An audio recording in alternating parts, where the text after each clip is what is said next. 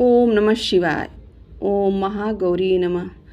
आज नवरात्रि का 8वां दिन है और आज महागौरी की पूजा की जाती है। आज का संपूर्ण दिन महागौरी को समर्पित है और आज के दिन जो भी व्यक्ति महागौरी को की पूजा सच्चे श्रद्धा और सच्चे मन से करता है उसकी सभी मनोकामनाएं पूर्ण हो जाती हैं।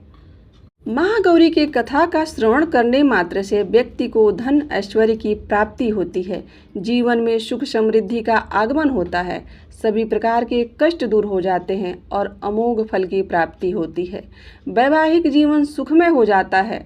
तो आज हम भी सुनेंगे चैत्र नवरात्रि के अष्टमी के दिन सुनी जाने वाली माता महागौरी की दुर्लभ और पौराणिक कथा। इससे पहले आप सभी से निवेदन है कि यदि आप कथा सुनना प्रारंभ कर चुके हैं तो कृपया संपूर्ण कथा सुने, क्योंकि ऐसी कथाओं को बीच में छोड़ के जाने से आपको दोष लगता है।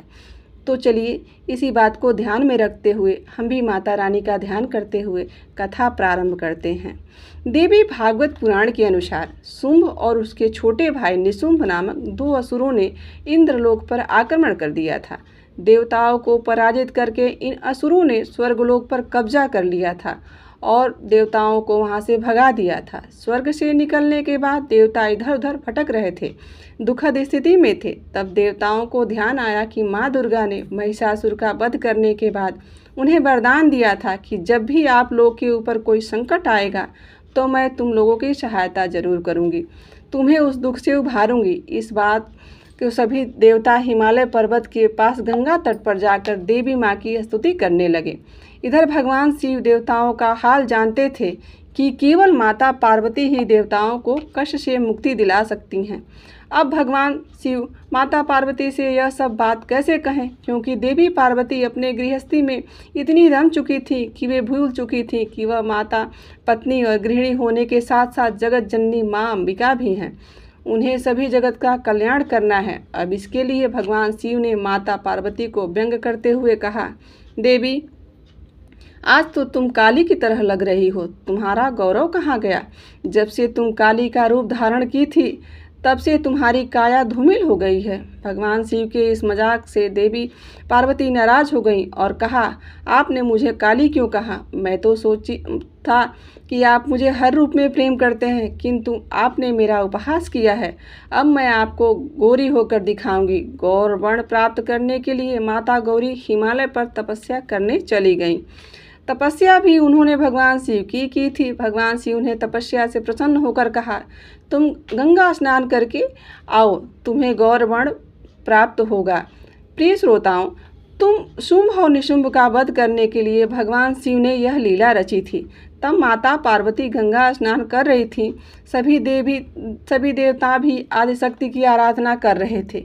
माता पार्वती ने देवताओं से पूछा कि आप सब किसकी स्तुति कर रहे हैं और आप पर क्या विपत्ति आई है? माता पार्वती के पूछने पर देवताओं ने शुंभ और निशुंभ के बारे में बताया। असुरों ने देवताओं को पराजित करके स्वर्गलोक पर कब्जा कर लिया है और तब से सभी देवता भटक रहे हैं। अब गंगा स्नान के दौरान माता पार्वती को गौर वर्ण प्राप्त हुआ और इसके शरीर में एक श्याम वर्ण की देवी प्रकट हो गई, जिसे कौशिकी कहा गया। कौशिकी देवी के प्रकट होने के बाद उन्होंने माता पार्वती को प्रणाम किया और देवताओं को उनकी रक्षा का आश्वासन दिया। अब माता पार्वती की आज्ञा अनुसार माता कौशिकी हिमालय के रमणीय क्षेत्र में चली गईं और वहां उन्होंने शुंभ और निशुंभ को युद्ध के लिए ललकारा। देवी कौशिकी ने शुंभ और निशुंभ समेत उसकी पूरी सेना का अंत कर दिया।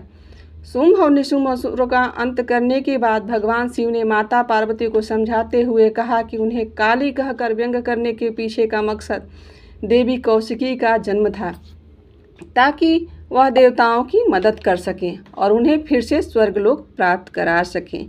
बिना इस व्यंग के शुंभ और निशुंभ का वध संभव नहीं था। इस तरह माता पार्वती के शरीर से प्रकट होने के कारण देवी कौशिकी उनकी पुत्री कहलाईं।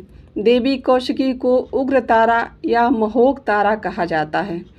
वहीं अन्य कथा के अनुसार महागौरी ने देवी पार्वती के रूप में भगवान शिव को पति के रूप में प्राप्त करने के लिए कठोर तपस्या की थी। एक बार भोलेनाथ ने पार्वती जी को देखकर कुछ कह दिया, जिससे देवी का मन आहत हुआ और माता पार्वती तपस्या में लीन हो जाती हैं। इस प्रकार वर्षों तक कठोर तपस्या करने पर पार्वती जी नहीं आती हैं तो पार्वती जी को खोजते हुए भगवान शिव जी उनके पास पहुँचते हैं और पास पहुँचते ही देवी पार्वती जी को देखकर आश्चर्यचकित रह जाते हैं। पार्वती जी का रंग अत्यंत ओजपूर्ण होता है। उनकी छटा चांदनी के समान श्वेत और कुंदन के फूल के समान दिखाई पड़ती है। उनके वस्त्र और आभूषण प्रसन्न होकर भगवान शिव देवी को गौरवर्ण प्रदान कर देते हैं और देवी विद्युत के समान अत्यंत कांति और मान और गौरवर्ण की हो जाती हैं तथा तभी से उनका नाम गौरी पड़ जाता है। महागौरी रूप में देवी स्नेहमय, शांत और मृदुल दिखाई देती हैं। वही महागौरी जी के संबंध में एक अन्य कथा प्रचलित है। इसके अनुसार एक सिंह काफ़ी भूखा था। वह भोजन की तलाश में वहां पहुंचा जहां देवी उमा तपस्या कर रही थी।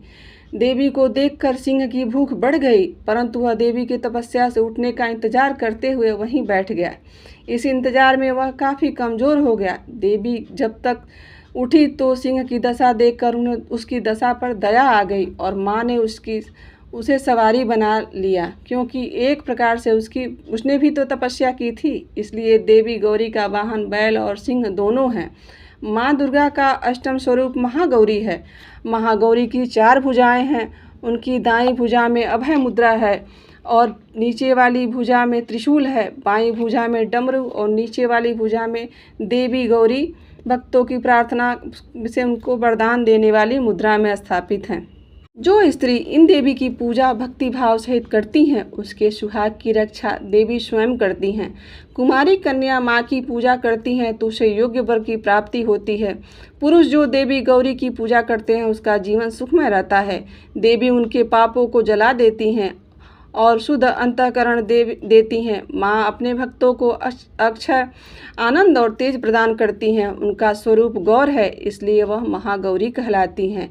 जय हो महागौरी माता की। तो यह थी महागौरी माता की महाअष्टमी व्रत की कथा और ये यहीं समाप्त होती है।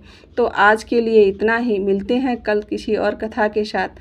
जय श्री कृष्णा, जय माता दी। माँ भगवती आप सभी का कल्याण करें।